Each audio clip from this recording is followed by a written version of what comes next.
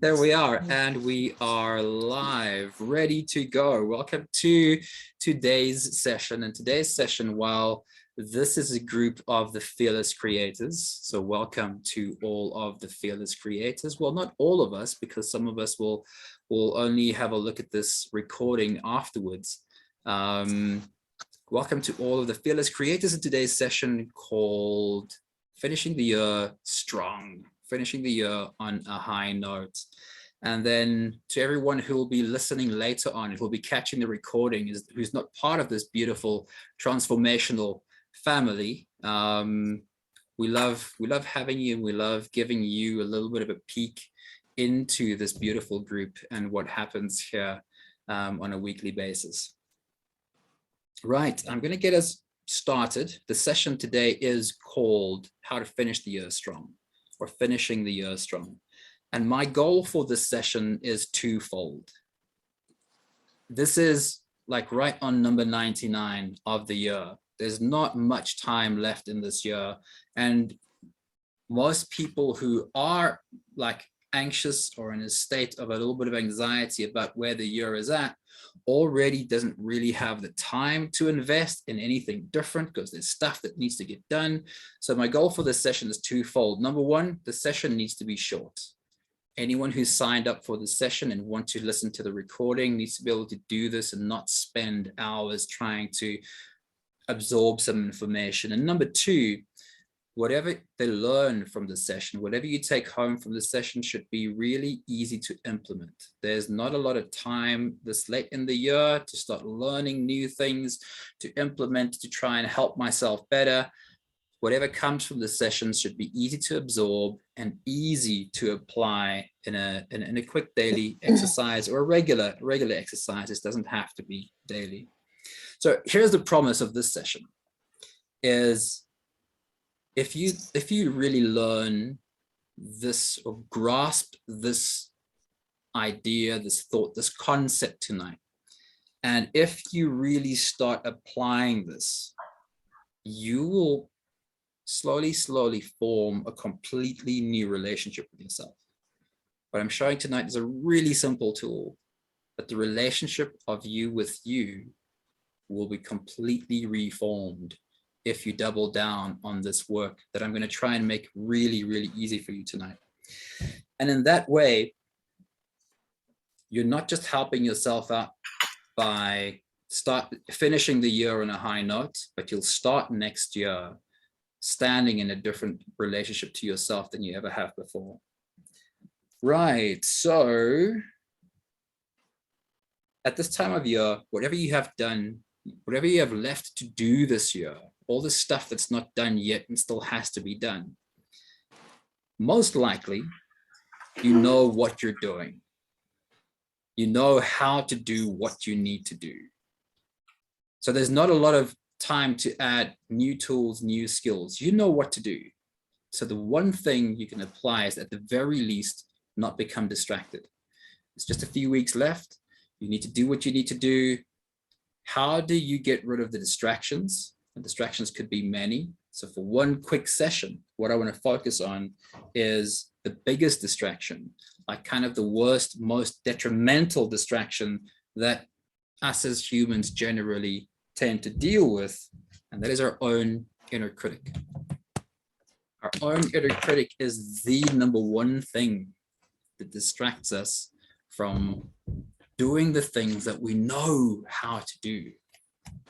And let's dive into this. This is hopefully going to be something that teaches you a new way of interfacing with yourself. So for the fearless creators, you know this work very well. We've gone through the whole journey. You've worked your way through a lot of this working with your past. So for the fearless creators, I'd like you to think of this as just a different look at the same work.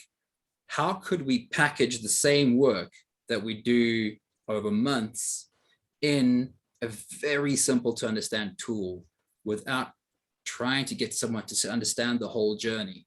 Now, I know that it's probably better embodied when you do get the whole journey, but if we'd like to help someone in just a quick session help them understand themselves better, help them not be so distracted by the inner critic. This is what the shortcut would look like. So I'm going to share my screen with you, and we'll work through like a piece of work that I have on my screen. I'll include a PDF of this piece of work in the video that I send out with a masterclass. So any one of you that would like to have this, it'll be as a PDF in the email when it goes out. Let me just see if I missed out anything there. I did not, so I can share my screen with you. There we go. Okay, so to the point, the thing that distracts us the most is our own inner critic. And this is a breakdown of how to start working with your inner critic so that it's not so distracting anymore.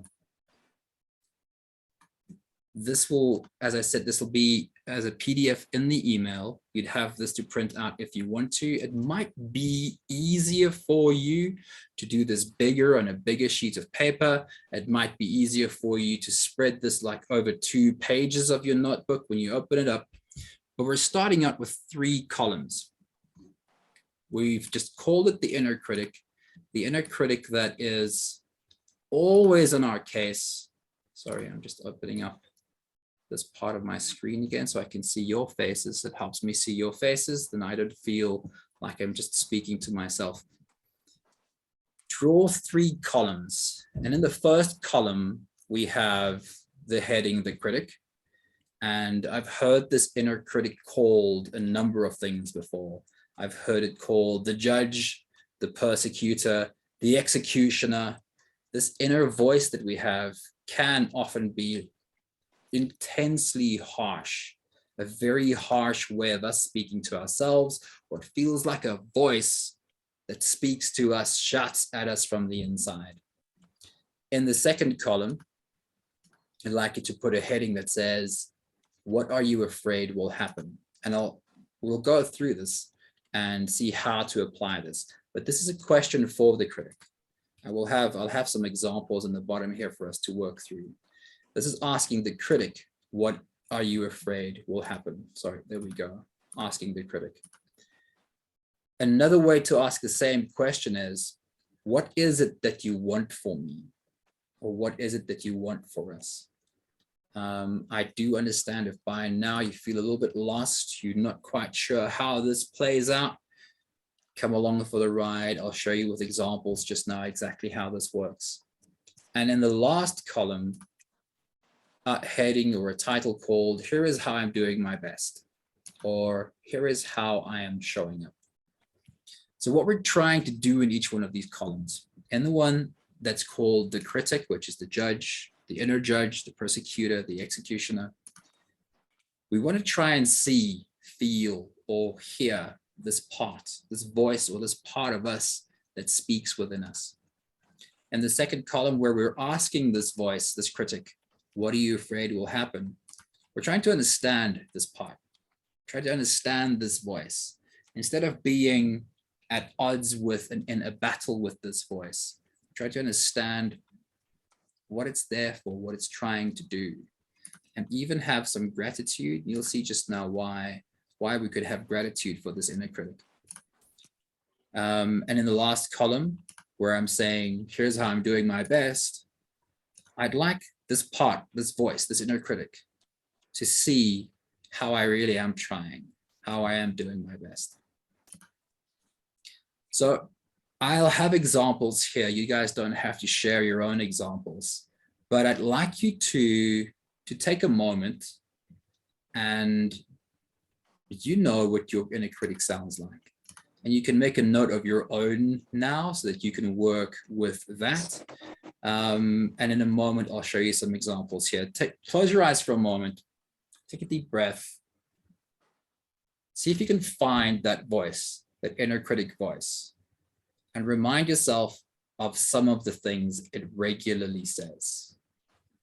What is an example of something that your inner critic often repeats to you? It's not super important that you find anything right now, but if you do, maybe write it down. And as I work with examples through this sheet, you'll have your own example to work with as well.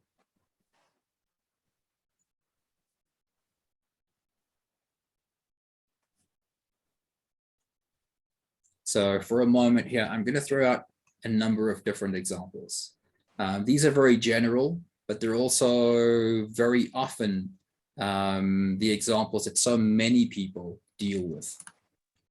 It could be something that says, you always say the wrong things. It could be a voice that says, you always break everything you have. It could be a voice that says, you're pathetic. And it could be a range of so many things. It could be milder and it could be worse. How do we deal with these harsh, critical voices inside of us and do just a little bit better at not being distracted and being derailed by what feels like an inner war all of the time? So you've got your example, and I'll use these here as we work our way through. The first thing we're going to do is we're going to ask this critical voice that says, you always say the wrong things. Sorry, before we go to the ask, I'd like you to close your eyes again. You have your own example. Close your eyes again. Remind yourself of the words your inner critic often say to you, and see if you can form a picture of this critic. What does this critic look like? It's not important that you do have a picture, but it's helpful if there is. Where do you feel this in your body? When your critic attacks you in this specific way, where do you feel it in your body? Do you feel a nausea? Do you feel a tightness in your stomach? Do you feel a tightness in your throat? There could be so many different ways that you actually feel this in your body. Or maybe you're just kind of hearing that narrative. It might sound like a voice, or it's just words in your head, that narrative.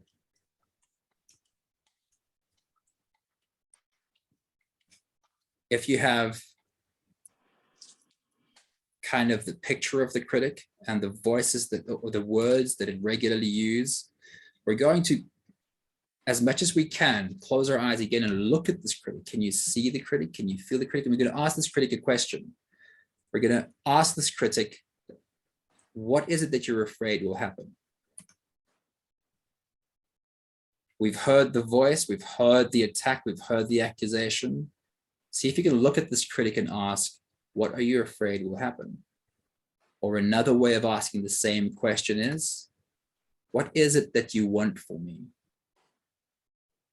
It could be slightly rephrased as well as, what is it that you want for us?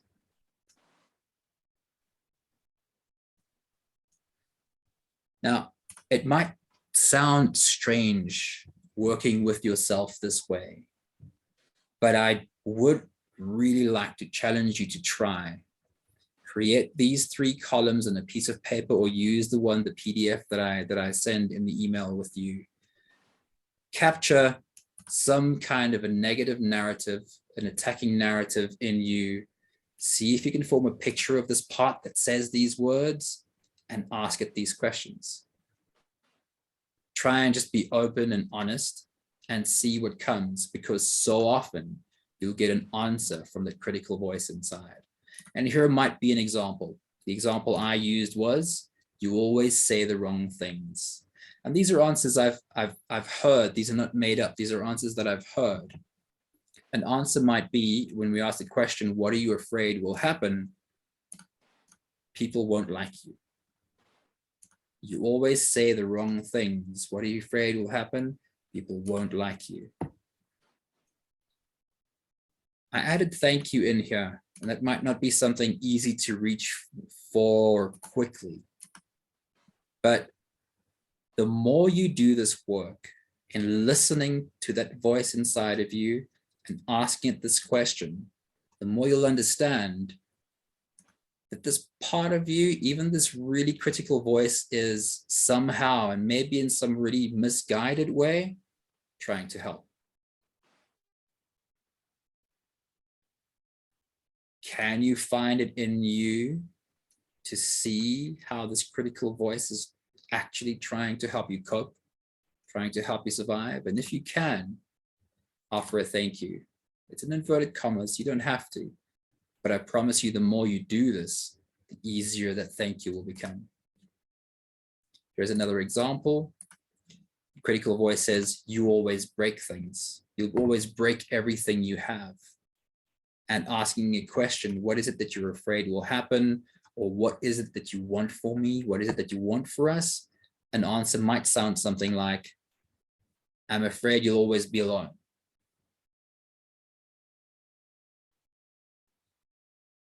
Again, if there is a possibility that you can start to see how this critical voice is actually, the role it's playing is somehow trying to help you cope, somehow trying to help you stay alive, you might start finding it in you to actually have gratitude for what this voice is trying to do. You don't have to force that, but if you sit and do the work over and over again, I promise you, you'll start to feel this. And in the last example that I have here, an inner critic that says something really harsh, like you are pathetic. My answer, I actually want you to be successful. If I ask a question, what are you afraid will happen? Or what is it that you want for me? What is it that you want for us? I want you to be successful. And the more you sit with these voices that come up inside of you, especially that harsh critic, the more you ask the question and just listen, the clearer it will become. Maybe not immediately, but if you make this a practice to sit down with this regularly, the clearer it will become that every single one of these harsh voices that you might be experiencing inside is actually just trying to help.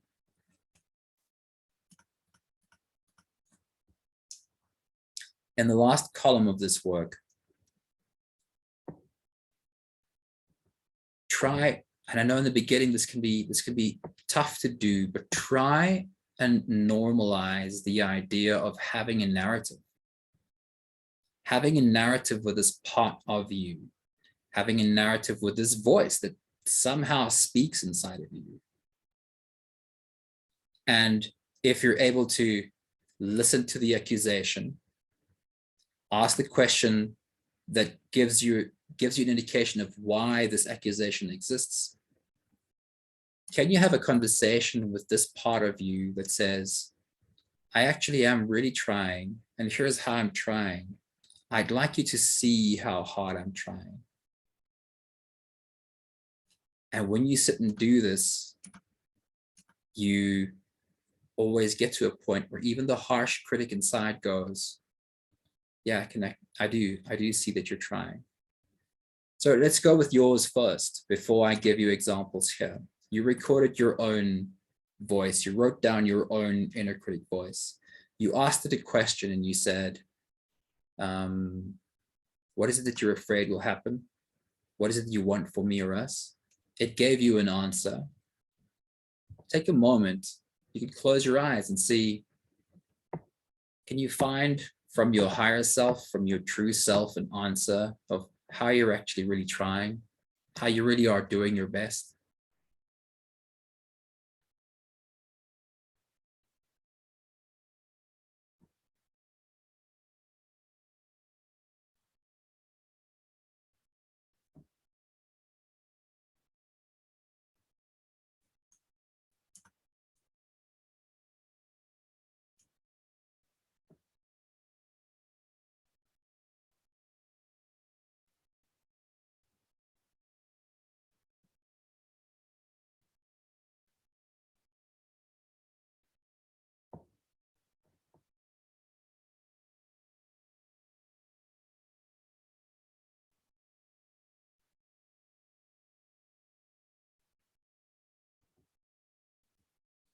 I'll share with you some of the examples that I have here, and I'll go through them one by one again.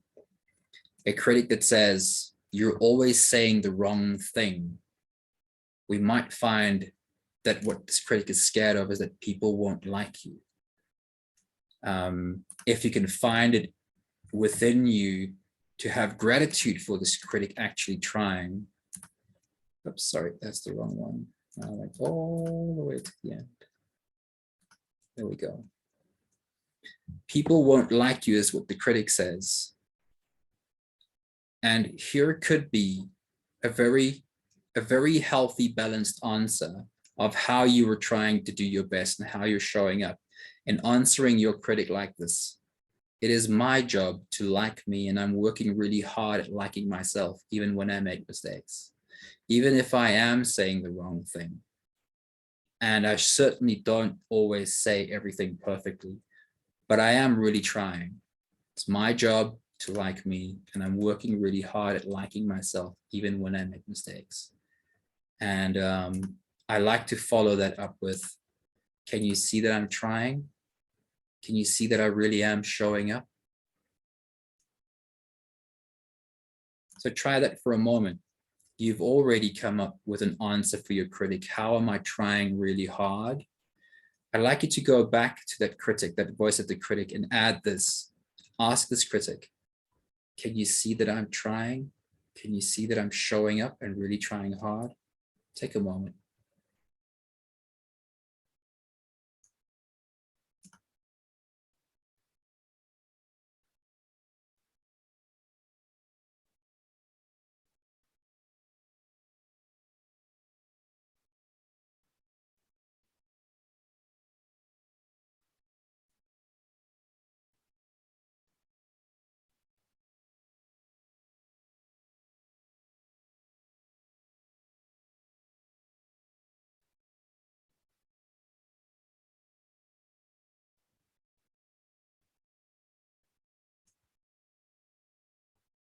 Let's run through a few more examples of what this could sound like, what this could feel like. A critic that says, you always break everything you have, who answers the question with, what is it that you're afraid will happen? Says, I'm afraid you'll always be alone. How could I answer this critic and show this critic that I'm trying, I'm showing up and I'm trying? And it might go something like this: alone or together, my most important job is to love myself whole. Every relationship is better when I'm whole first. Can you see that I'm really trying hard? A critic that says, accuses you of being pathetic, that answers the question, what is it that you want for us, with the answer, I want you to be successful, you might answer the critic with, here is how I'm showing up. I'm taking whatever course, or I'm learning whatever new. I've started meditating, I'm working out. Whatever your answers might be, but be honest, because you can't bullshit yourself. Within yourself, there's no hiding. So be very honest, and be honest about small steps as well. Small steps are very powerful because very small steps are sustainable. I can take a small step and I can repeat and repeat and repeat that small step over and over again until it's really firm before I take the next small step. But be very honest about the small steps you are taking and ask this critic, can you see the small step I'm taking? I really am trying. Can you see, can you feel that I'm showing up? This is, of course, a very condensed version of the big work, but this is trying to take the big work of really working with whatever comes up inside of ourselves and condense it into something that is as close to a shortcut as I can get by finding what are the voices inside. And here's the truth, is that in the past, for most of us, what has not worked is having these critical voices, and there could be a various range of different voices inside of us, and judging ourselves, criticizing ourselves, shaming ourselves, punishing ourselves or just ignoring and hoping that this somehow gets better, hoping that this somehow goes away. It's clear for anyone who can resonate with that it's never worked. In the past, it's never resolved it. It might have felt better, but it comes back to bite you because it grows and it grows. Here is what does work. Understanding that every one of these voices, every one of these narratives have in some way been trying to help you cope. Most likely somewhere in the past, it was successful at getting you to do something. And especially in terms of the critic, it's very often from childhood voices, whether it was parents or caregivers trying to get you to do something, trying to get you to conform, trying to get you to reach goals. And it's become a recording that's been repeated so many times over that it kind of became stuck in a rut. So if this was repeated and repeated in the past, what we now have to do is find a new way of being with these voices, being with this critic, and repeat and repeat and repeat this process of understanding, this process of finding this critical voice and finding kindness for myself, listening to the critical voice without fighting it, without pushing back against it, understanding and finding compassion for myself. And through repeating this process over and over, it becomes easier to love myself. It becomes easier to find these thank yous, saying, I see what's happening here.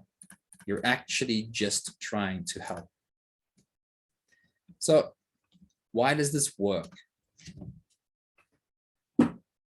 For any one of you who's really dived with me into this work, it might be easy to see and easy to understand why it works. But for anyone who's listening to the recording and encountering this way of looking at myself the first time, why does it work? Well, it works because those voices, that inner narrative, that critic, is a pattern. It's a pattern that is somehow formed in my brain, but also in my body, because it's been in repeat so often. Even if I know it's a pattern, how do I work with it? How do I find a way to make something, because a pattern is just kind of an idea in the air. Do I have a microscope to look into my brain and take tweezers and change a pattern? No, we can't do that. So we have to find some kind of an almost physical way to encounter our patterns. As I've mentioned, a pattern is created by something happening over and over and over again. So what I have to do now over and over again is see the pattern when it happens, catch the pattern as it's busy playing out, and then find this new way of going, okay, hang on. Instead of just jumping on this wagon of bashing myself in the head, I have to ask the question, what is it that's happening here? What is this voice? Let me listen to this voice. Let me ask this voice a question. Let me understand what this voice is trying to do. So in conclusion, here's what you're going to forget.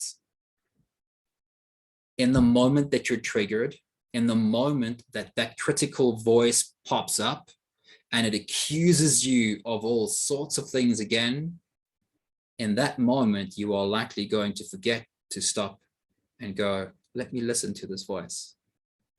In that moment, you are certainly going to forget how far you've already come. What are all the successes you've already had? What are all the accomplishments you've already had? So here's what I'd like you to do. I'll share my screen with you one more time. Add this to those 3 columns, add another list, add another paper, and I would say stick this on your refrigerator or somewhere you can see this. Simply make a list of all of your accomplishments. Make a list of all the ways you really have been doing your best. Stick it in the refrigerator and keep adding to the list. Every time you see the list, read through it, Maybe it's on your bathroom mirror. Maybe it's on your refrigerator. When you get reminded of, oh, actually, I remember showing up for myself here. I remember successfully doing that. Add it to the list. And even if you're not busy reading the list, whenever you remind yourself of something you've accomplished, something you've done, somewhere you've showed up for yourself, go and add it to the list. Because in the moment of being triggered, and the moment where this critical voice accuses you so badly, it's very likely you won't remember any of your good qualities then. So go and add to that list, make it longer and longer so that when you remember, you can go to your 3 columns and you can take that list and bring it next to your 3 columns, and you can sit down and you can have this conversation with your critic and say, right, I'm listening to you. Tell me what it is. Why are you so afraid? What is it that you're scared will happen? Okay, here is what I'd like to remind you. This is how I am showing up. This is how hard I've been trying. Can you feel it? Can you feel how hard I've been trying? And then both you and that inner critic start finding gratitude for one another. You can see how this inner critic's really actually trying to help you survive. And this inner critic voice can see, maybe I can relax. Maybe I don't have to be so harsh. She's actually really trying. So that is a whole quick session for tonight. If this work interests you at all, go back to the beginning of the video and listen to it again. Take pen and paper and do your own exercise with these voices. Try and catch yourself next time when you feel this harsh inner critic accusing you so badly. Try and remember to ask that voice, what is it you're afraid of? What is it you're afraid will happen? And what do you actually want for us? The more you do it, the easier the answers will come. So for our fearless creators, I'd love to have any of you share any thoughts. I'm going to keep the recording open for now. I won't stop the recording yet. So if there's anything any of you would like to share from your experience, that would be awesome, but you certainly don't have to. Anyone who'd like to say something? Quick hello to Serene. We saw you pop in, Serene. How you doing? Maybe Serene's connection is not hot. Let's hear you, Marcella. What comes up for you? Is there anything you'd like to add? Anything you'd like to share? Yeah, if I may. Yeah, you may.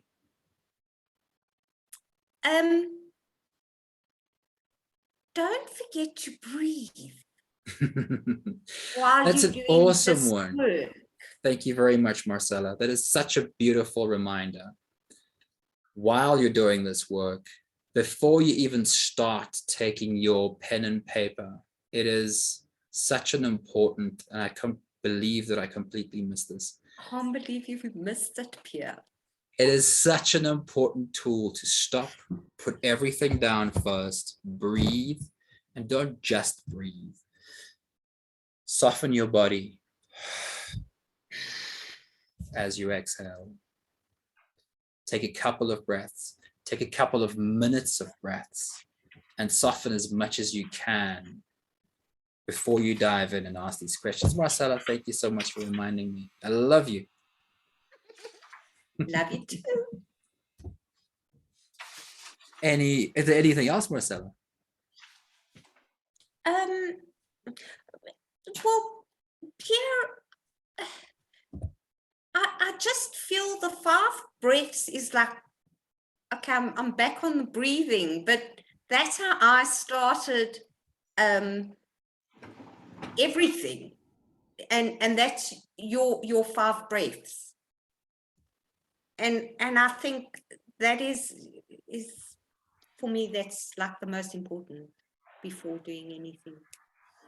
I do agree, and I don't want to dive into the 5 breaths as well now, but you are so right. Those 5 breaths and that specific method for me as well is is the most important part of it. So I guess I need to do a session on those 5 breaths too. But we can't state this enough. Stop and breathe is so important. I appreciate it. Thank you. Okay, Gabrielle. I totally agree with both of you. All of us know that the breath to stopping you in the track as the thoughts arrive. And we don't know that in the beginning, but just the awareness, like some of us do, put maybe an alarm on in the beginning. You may be able to drop everything you're busy doing. You may not, but at least that reminder stops your thought, interrupts your thought process to run on and on, that hamster wheel. And what that takes me to also is that shift from when the thoughts, the fearful thoughts of the limited small self, insecure, critical part run wild, only then the shift out of the pattern, out of those, I remember those lanes, the skiing. If I can't find a gentle way to change direction, but that moment of stopping, interrupting, is supporting me to shift out of a pattern and start creating a new pathway in the nervous system, but also in my physical, external, and reality life. Those were the things that originally in the beginning were impactful for me to become aware which part is activated. Is it fear-based? And how can I support it to let go or move out of fear into a more relaxed way of being in everyday life? And we don't even have to go to the next phases that we all discovered along the way. But those were powerful shifts that I noticed since you and I worked together. They really had a lasting effect on me and a very powerful impact very early in the work, the journey that we walked. So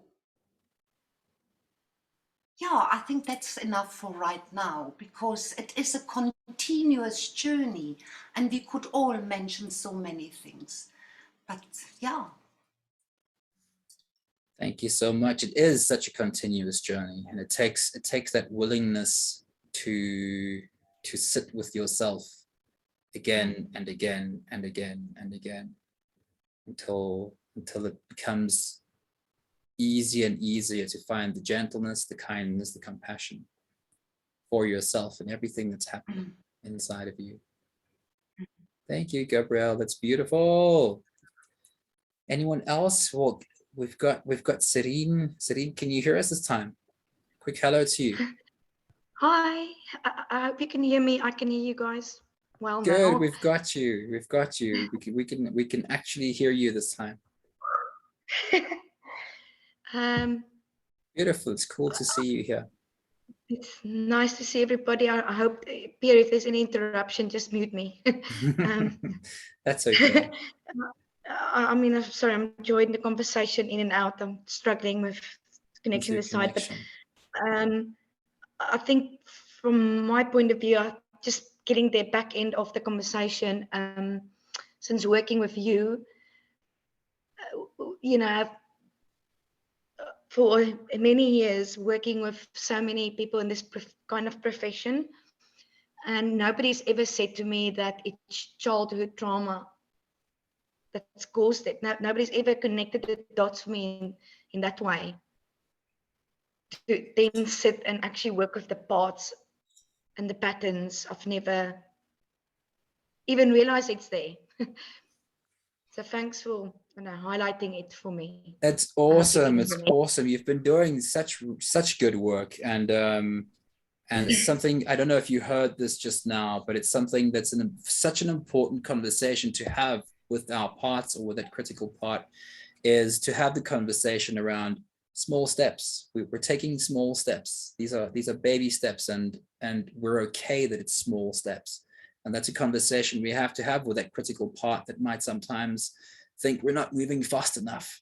But it's so important to have that conversation saying, right, I'm seeing things in a different way, but I'm taking small steps. It's a long process. Thanks, Reen. Anything from anyone else? Otherwise, we're wrapping up this meeting. This was awesome. Thank you, fearless creators. And to all of the guests, all of the visitors who get this recording afterwards, thank you very much for tuning into this. Here's my wish for you, and I'm sure it's a wish from everybody in this group, is what has not helped in the past was running away from the stuff we feel inside, running away from this voice of the critic, or from some real pain, or whatever it is that might be happening inside. The running away, the hiding, the pushing away has never worked. For every single person who's made a huge shift in their own lives, it was turning towards, facing, looking at, and starting to understand, what are these things? What are these voices? What are these narratives that come up inside of us? So thank you to all the visitors. Thank you to all the guests. I really hope that having these couple of questions you can sit with and ask yourself means that you get to a point where you are much less distracted by this inner critic of yours, and you can focus on the work that you need to get done. So much love to every single one of you. I'm going to stop the recording here. Just a second while I do that.